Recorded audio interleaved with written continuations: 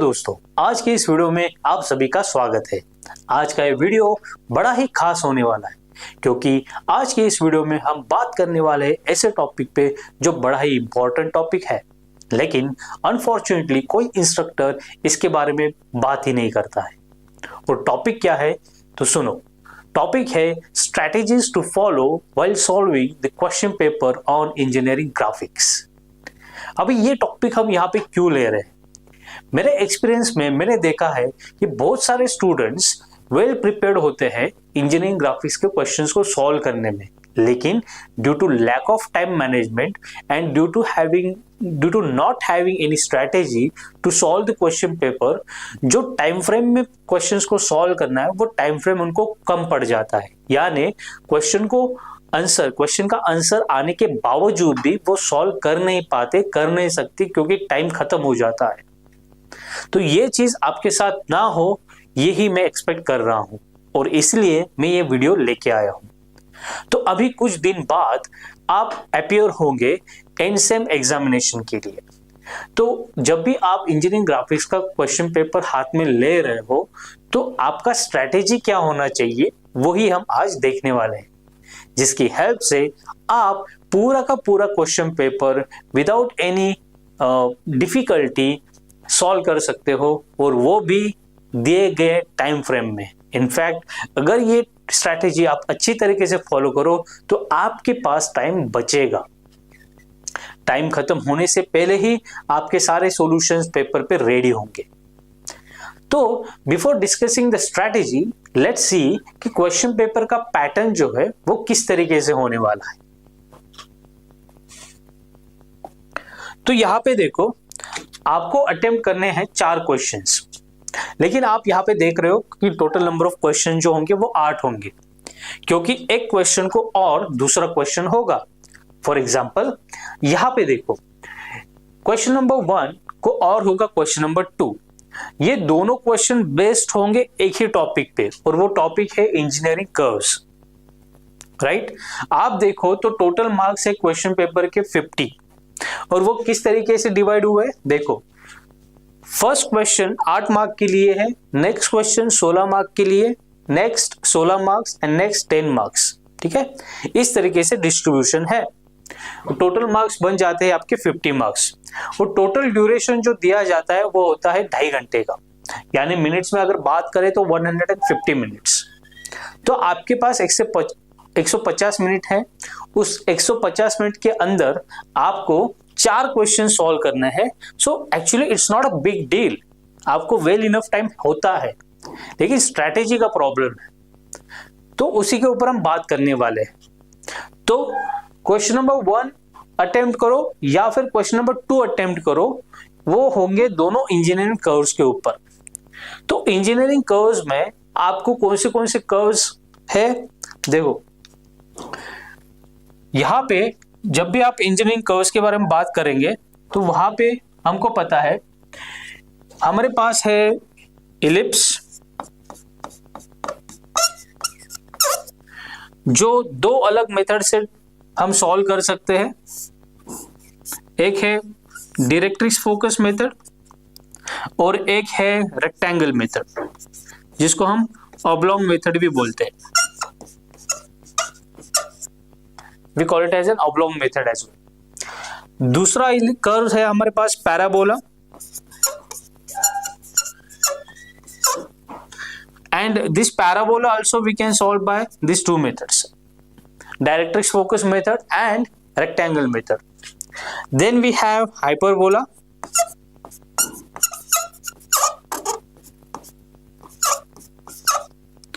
which we can solve again by these 2 methods, directrix focus method and oblong method. लेकिन अगर आप इन दोनों curves की बात करो, ये दोनों कर्व सॉल्व करने का जो मेथड है वो 100% सेम है, राइट।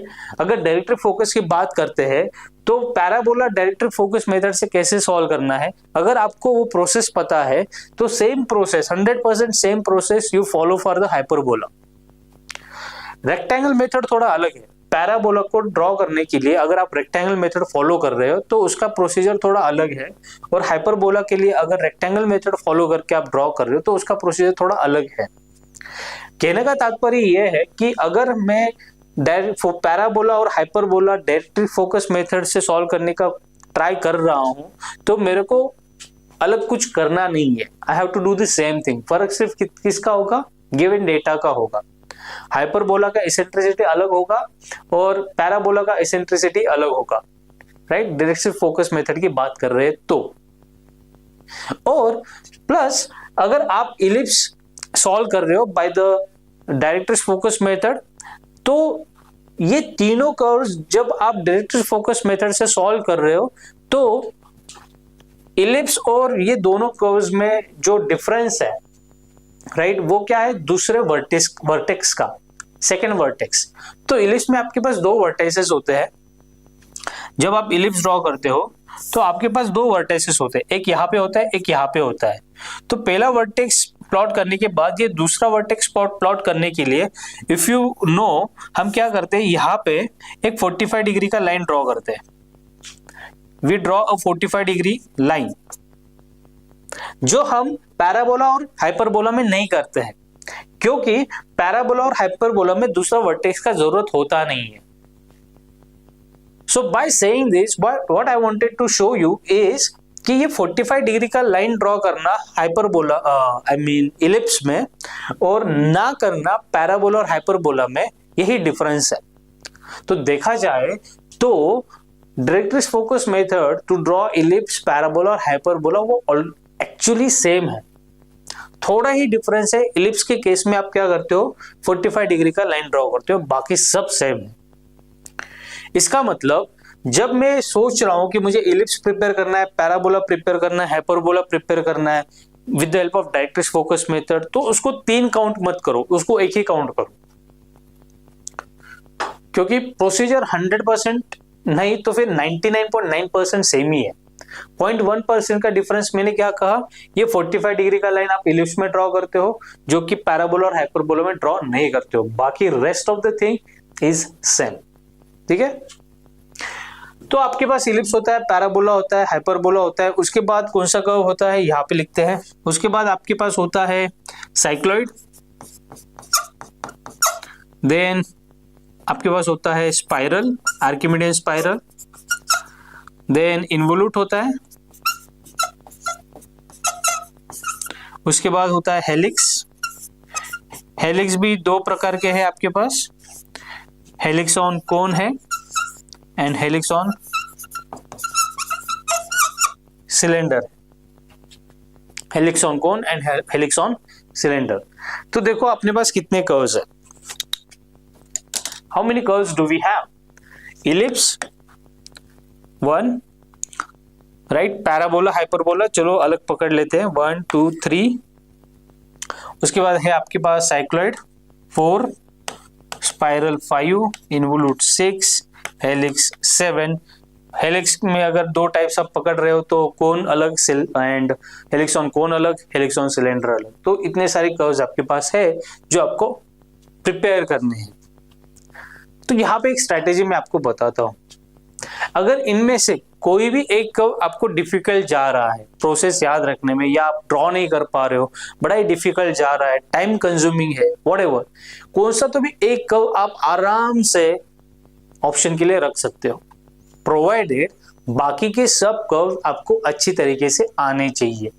चाहे गिवन डेटा किस भी तरीके से घुमा फिरा के लिखा हो, आपको हर एक कर्व आना ही चाहिए। अगर आप कोई एक कर्व ऑप्शन के लिए रख रहे हो, फॉर एग्जाम्पल मैं अगर कह रहा हूं कि हेलिक्स ऑन कोन मेरे को डिफिकल्ट जा रहा है, तो मैं उसको ऑप्शन के लिए रख दूंगा, क्योंकि हमको पता है जब भी हमारे पास क्वेश्चन पेपर होगा तो क्वेश्चन नंबर 1 में अगर हेलिक्स ऑन कोन लिखा गया है जो मेरे को आता नहीं है, तो क्वेश्चन नंबर 2 में डेफिनेटली ऐसा एक कर्व होगा जो मेरे को आ रहा है, क्योंकि मैंने वो सारे कर्व्स प्रिपेयर किए एक को छोड़ के। तो ये एक स्ट्रैटेजी का ही पार्ट है, एक को ऑप्शन रखो और बाकी के सब कर्व्स वेल प्रिपेयर करो। सारे कर्व्स करने की जरूरत है नहीं, कौन सा तो भी एक कर्व आप ऑप्शन को रख सकते हो if you are having difficulty in solving it. ठीक है, सो क्वेश्चन नंबर 1 और 2 का बात हो गया। नेक्स्ट आता है क्वेश्चन नंबर 3 एंड 4। अभी क्वेश्चन नंबर 3 सॉल्व करो या फिर 4 सॉल्व करो, वो होगा एक ही टॉपिक पे, और वो टॉपिक है sectional orthographic projection. By the way, पहला जो क्वेश्चन है वो 8 मार्क के लिए, सिर्फ 8 मार्क्स के लिए, लेकिन ये दूसरा क्वेश्चन जो होगा, यानी दूसरा टॉपिक जो होगा sectional orthographic projection, question number 3 and 4, वो होंगे आपके 16 मार्क्स के लिए। तो यहाँ पे डिस्ट्रीब्यूशन कैसा होता है ऑर्थोग्राफिक प्रोजेक्शन में, आपको पता है कि 3 व्यूज ड्रॉ करने होते हैं, राइट। तो तीनों व्यूज को 5 5 5 ऐसे मार्क्स होते हैं, तो टोटल हो गए आपके 15। एक व्यू कंप्लीट है, प्रॉपर है, सब डायमेंशंस दिए हैं, लाइन वर्क आपका अच्छा है, राइट। अगर लाइन वर्क और डायमेंशन अच्छा है तो आपका 1 मार्क फिक्स हो गया वहां पे, प्रोवाइडेड आपकी तीनों व्यूज आपने सही निकाले हैं। तो फिर से बोल रहा हूं मैं, 16 मार्क्स किस तरीके से डिवाइड है, 5 marks for front view, 5 marks for top view and 5 marks for side view, total हो गए आपके 15। बचा 1 मार्क आपके डायमेंशंस के लिए और लाइन वर्क के लिए होगा। अभी यहाँ पे आपको 2 ऑप्शंस है, जो भी आपको आसान लगे वो सॉल्व करो, ठीक है। नेक्स्ट है question number 5 and 6, isometric projection. यहाँ पे भी आइसोमेट्रिक प्रोजेक्शन को और आइसोमेट्रिक प्रोजेक्शन ही होगा, वहां पे भी आपके पास चॉइस होगा, जो भी आपको आसान लगे उसको अटेम्प्ट करो। और यहाँ पे जो 16 मार्क्स है उसका डिस्ट्रीब्यूशन एक्चुअली डिपेंड करता है प्रॉब्लम में क्या क्या आपको ड्रॉ करना है, राइट। तो मैं यहाँ पे बता नहीं सकता, जैसे मैंने सेक्शनल ऑर्थोग्राफिक के लिए क्लियर कट बता दिया कि हर एक व्यू को 5 5 मार्क्स होते हैं, वैसे आइसोमेट्रिक प्रोजेक्शन में मार्क्स का डिस्ट्रीब्यूशन डिपेंड करता है कि ऑब्जेक्ट में आपको ड्रॉ क्या करना है, ऑब्जेक्ट का स्ट्रक्चर कैसा है। फॉर एग्जाम्पल, बॉक्स के लिए 2 मार्क्स होते हैं, राइट, आउट ऑफ 16। जब आप रेक्टेंगुलर बॉक्स ड्रॉ करते हो विद प्रॉपर ओरिएंटेशन सही है और बॉक्स ड्रॉ किया है, बाकी कुछ ड्रॉ नहीं किया है, आपको 2 मार्क्स मिल ही जाएंगे, ठीक है। नेक्स्ट चीज आती है इलिप्स। अगर आपके ऑब्जेक्ट में इलिप्स कंस्ट्रक्शन है तो वहां पे मैक्सिमम 4 मार्क्स का एलोकेशन होता है इलिप्स कंस्ट्रक्शन के लिए, प्रोवाइडेड इलिप्स का जो सेंटर है वो आपने सही से लोकेट किया है और पूरा रोम्बस कंस्ट्रक्शन प्रॉपरली दिख रहा है विद फेंट लाइंस, और आपने इलिप्स अच्छी तरीके से निकाला है। तो ऐसा कुछ है तो उसको 4 मार्क्स मैक्सिमम मिल जाते हैं। बाकी फिर डिपेंड करता है ऑब्जेक्ट के फीचर्स के ऊपर, क्या क्या ड्रॉ करना है क्या नहीं, यानी स्लैब है या फिर स्लॉट है। I think you understand what I am saying, you are getting what I am saying, ठीक है। तो आइसोमेट्रिक का डिस्ट्रीब्यूशन बता नहीं सकता, लेकिन ये जितना बताया है वो कंफर्म है। बॉक्स के लिए 2 मार्क्स होते हैं, कुछ नहीं आ रहा बॉक्स निकालो, 2 मार्क्स पक्के हैं आपके। इलिप्स कंस्ट्रक्शन को मैक्सिमम 4 मार्क्स मिलेंगे, तो इलिप्स कंस्ट्रक्शन आपको आना ही चाहिए। मैंने आपको बताया है, शायद कोई ऐसा प्रॉब्लम होगा जहां पे आपको इलिप्स ड्रॉ करने के लिए ना कहा गया हो, right. Next question and the last question, question number 7 and 8, वो होगा आपका development of lateral surfaces of solids के ऊपर 10 मार्क के लिए। यहाँ पे भी आपके पास 2 ऑप्शंस होंगे, आपको जो ठीक लगे वो सॉल्व करो। यहाँ पे भी वो स्ट्रेटेजी आप फॉलो कर सकते हो जो मैंने कर्व के बारे में बताई है, क्योंकि डीएलएस में डेवलपमेंट ऑफ लैटरल सर्फेसेस में lot of different solids are there, बहुत सारे सॉलिड्स है, पिरामिड है, प्रिज्म है, कोन है, टेट्राहेड्रॉन है, क्यूब है, सिलेंडर है, राइट। सो पिरामिड में भी अलग अलग टाइप्स है, हेक्सागोनल पिरामिड, पेंटागोनल पिरामिड, किसी को पेंटागन ड्रॉ करना नहीं आता, किसी को हेक्सागोन ड्रॉ करना नहीं आता। प्रिज्म में भी वही टाइप्स है जो पिरामिड्स में है। सो यहाँ पे भी अगर आप डिफिकल्टी फेस कर रहे हो किसी एक पर्टिकुलर सॉलिड को लेके, तो आप उसको ऑप्शन में रख सकते हो, क्योंकि कभी ऐसा होगा नहीं कि क्वेश्चन नंबर 7 है प्रिज्म के ऊपर और क्वेश्चन नंबर 8 भी है प्रिज्म के ऊपर, ऐसा जनरली होता नहीं है। यानी क्वेश्चन नंबर 7 अगर प्रिज्म के ऊपर है तो क्वेश्चन नंबर 8 अलग सॉलिड पे होगा, या तो फिर पिरामिड के ऊपर होगा, या कोन के ऊपर होगा, या क्यूब के ऊपर होगा, या फिर सिलेंडर के ऊपर होगा। सो इस केस में अगर आप डिफिकल्टी फेस कर रहे हो पिरामिड को लेके, जो बहुत सारे स्टूडेंट्स करते हैं, तो पिरामिड को साइड में रखो, ऑप्शन में रखो, बाकी सारे सॉलिड अच्छी तरीके से कर लो। क्योंकि अगर क्वेश्चन नंबर 7 पिरामिड पे आता है और वो मेरे को आ नहीं रहा है, तो क्वेश्चन नंबर 8 डेफिनेटली ऐसे सॉलिड पे होगा जो मेरे को आ रहा है। सो यहाँ पे भी सारे सॉलिड्स करने की जरूरत है नहीं, जो भी सॉलिड्स आपको डिफिकल्ट जा रहे हैं उसको साइड में रखो। So this is one of the strategy which you have to follow while preparing, ये प्रिपरेशन का स्ट्रैटेजी है। It is not a strategy when you are solving the question paper. जब आप क्वेश्चन पेपर सॉल्व कर रहे हो तो strategy जो मैं बात करने वाला हूँ वो अलग है। ये स्ट्रैटेजी जो मैं आपको बता रहा हूँ ये strategy while solving the question paper है, I am sorry, while doing the preparation है। ऑलराइट, तो ये है आपका एक क्वेश्चन पेपर पैटर्न जो आपको अच्छी तरीके से समझ में आना चाहिए। कौन सा क्वेश्चन कौन से टॉपिक पे होगा, कितने मार्क्स के लिए होगा, सीक्वेंस क्या होगा, पहला क्वेश्चन किस टॉपिक पे होगा, दूसरा क्वेश्चन किस टॉपिक पे होगा, राइट। अभी देखो, तो यहां पे हम कर्व्स की बात कर रहे थे।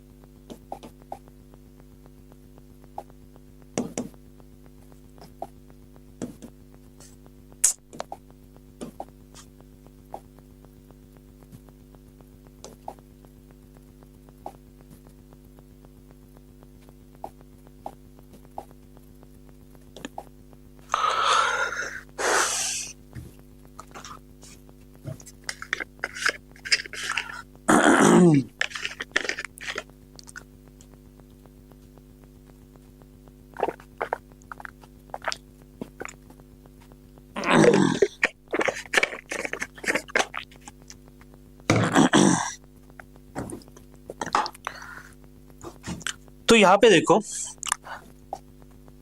हम इंजीनियरिंग कर्व्स के बारे में बात कर रहे थे। तो यहाँ पे आपके पास कितने कर्व्स है, फिर से यहाँ पे लिखते हैं।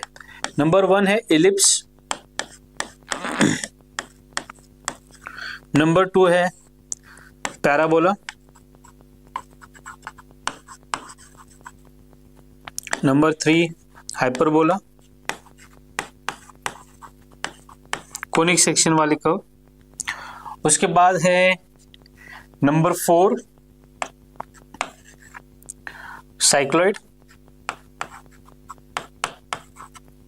Number 5 involute,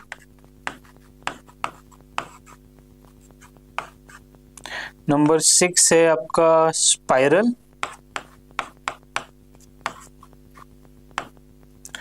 number 7 helix on कोन, और 8वां है हेलिक्स ऑन सिलेंडर।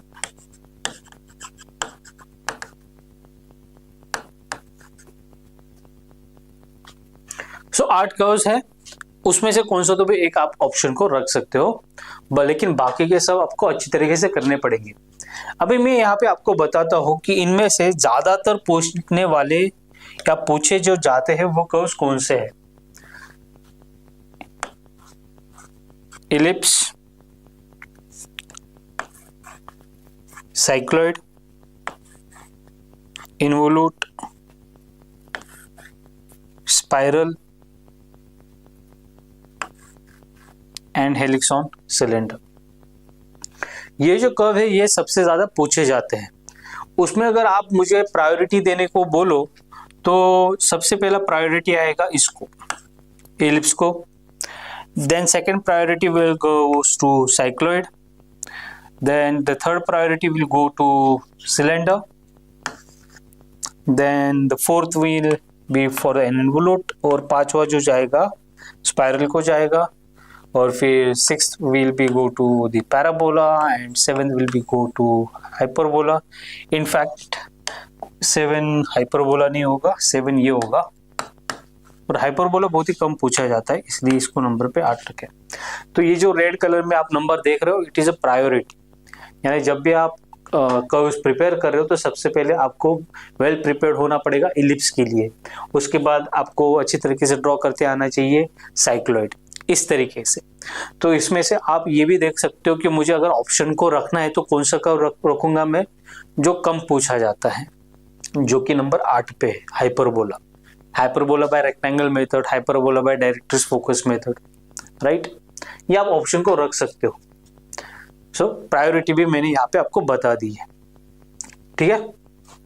यहाँ पे सबसे बड़ा इंपॉर्टेंट चीज क्या है जो मैं आपको यहाँ पे दिखाने की कोशिश कर रहा हूं कि सबसे पहले आपको कौन से क्वेश्चंस अटेम्प्ट करने हैं। सबसे पहले तो मेरे को पता है, पिछले स्लाइड में हमने देखा कि क्वेश्चन नंबर 1 और 2 इंजीनियरिंग कर्व्स के ऊपर है, क्वेश्चन नंबर 3 और 4 सेक्शनल ऑर्थोग्राफी प्रोजेक्शन के ऊपर है।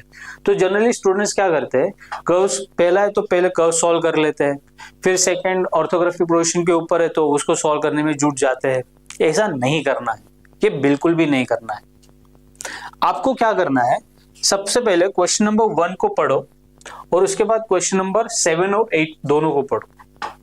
यानी क्वेश्चन नंबर 1 इंजीनियरिंग कर्व्स का क्वेश्चन पढ़ो और फिर डीएलएस का क्वेश्चन पढ़ो। इसमें से जो भी आपको बड़ा आसान लग रहा है उसको अटेम्प्ट करो। किसी को डीएलएस एकदम आसान लगेगा तो डीएलएस को जाओ, किसी को कर्व्स आसान लग रहा है तो पहले कर्व्स करो, लेकिन सबसे पहले आप इन्हीं 2 क्वेश्चंस को अटेम्प्ट करो।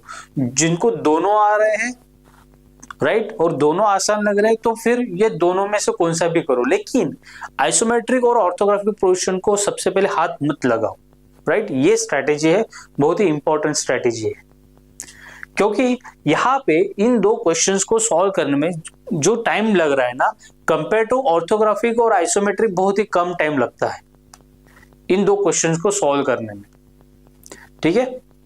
तो देखो मैंने यहाँ पे लिख दिया है कि मिनिमम टाइम जो यहाँ पे आपको लगेगा, मिनिमम टाइम, सबसे कम टाइम, कम से कम 20 मिनट में ये हो जाना चाहिए, राइट। इससे कम टाइम में अगर आप सॉल्व कर रहे हो तो वेल एंड गुड, अच्छी बात है, right.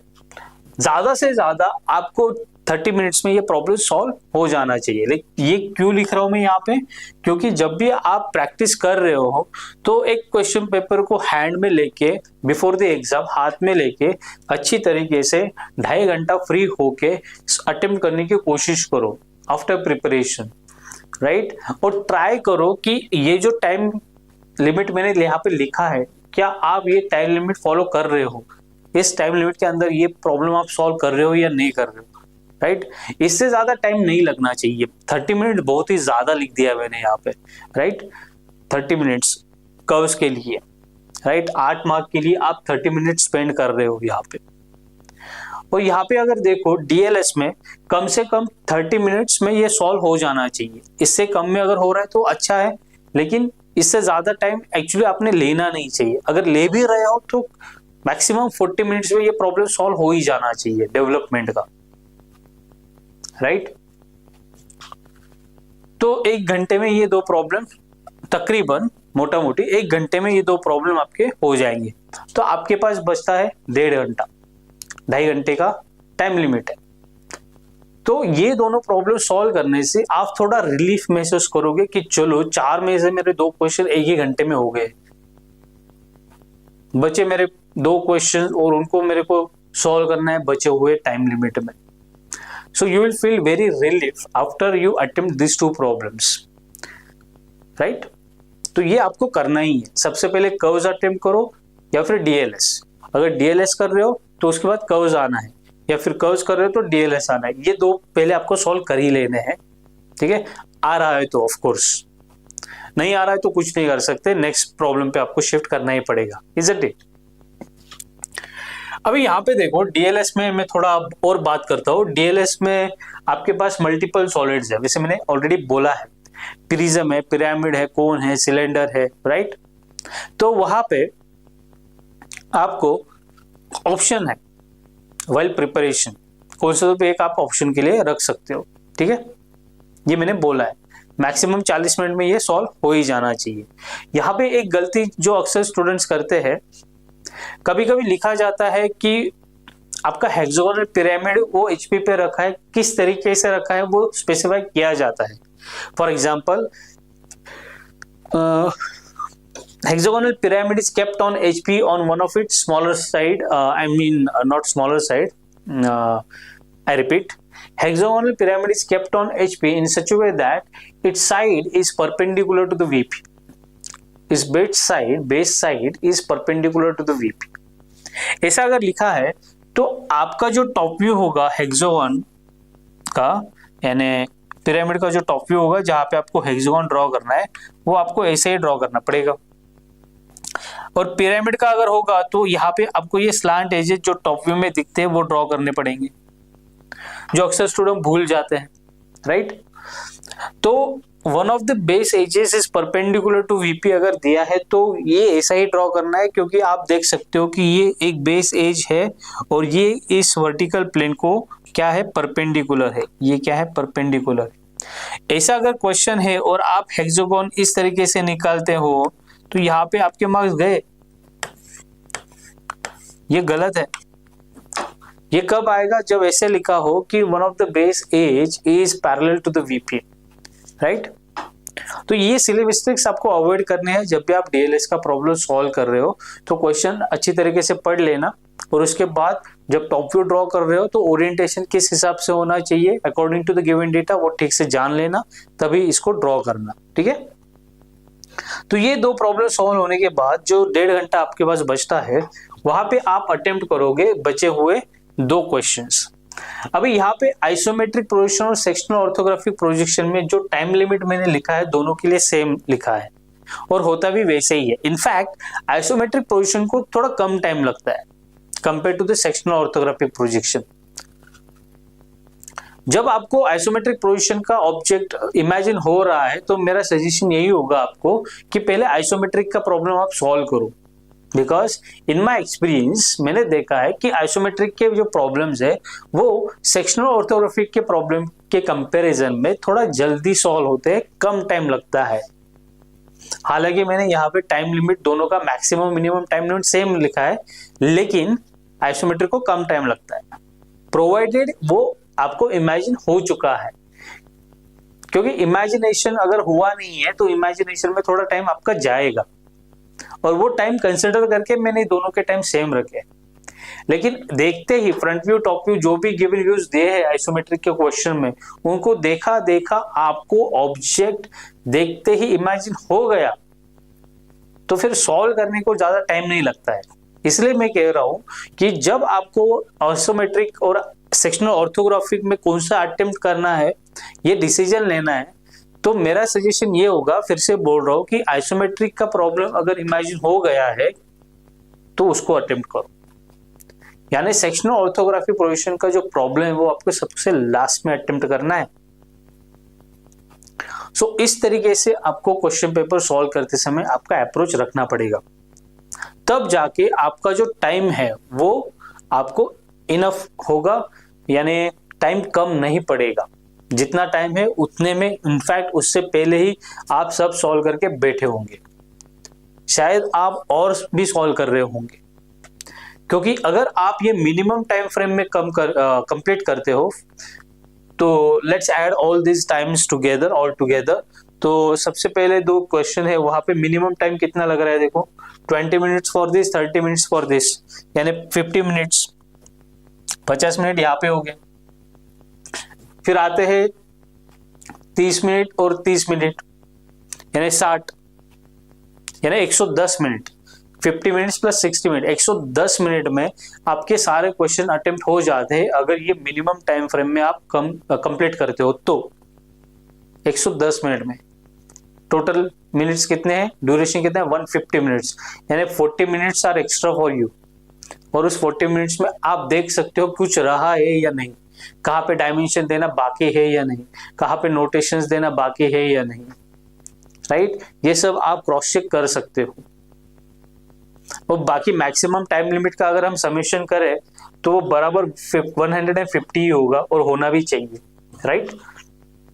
30 minute for curve, 40 minutes for DLS, कितना हो गया 70, और उसके बाद ये 80 यानी 150, 40 minute for this, 40 minute for this, 70 और 80 हो गए आपके 150। सो इसलिए मैं कह रहा हूं कि मैक्सिमम टाइम फ्रेम भी जो यहाँ पे लिखा है तो वो मैक्सिमम ही है। इसके बियॉन्ड अगर आप जा रहे हो तो फिर आपको टाइम इनफ नहीं होगा, टाइम आपको कम पड़ेगा। इसलिए आप एक क्वेश्चन पेपर उठाओ, 2.5 घंटे का टाइम निकालो आराम से और अटेम्प्ट करो एकदम अच्छी तरीके से, टाइम लगा के। कौन सा क्वेश्चन के लिए आपको कितना टाइम लग रहा है वो देखो, and then you can improve your strategy. Speed आप इंप्रूव कर सकते हो, right? So that's all for this video. I hope you'll follow this strategy, and this strategy will definitely help you, I guarantee. So we'll see you in the next video. Thank you.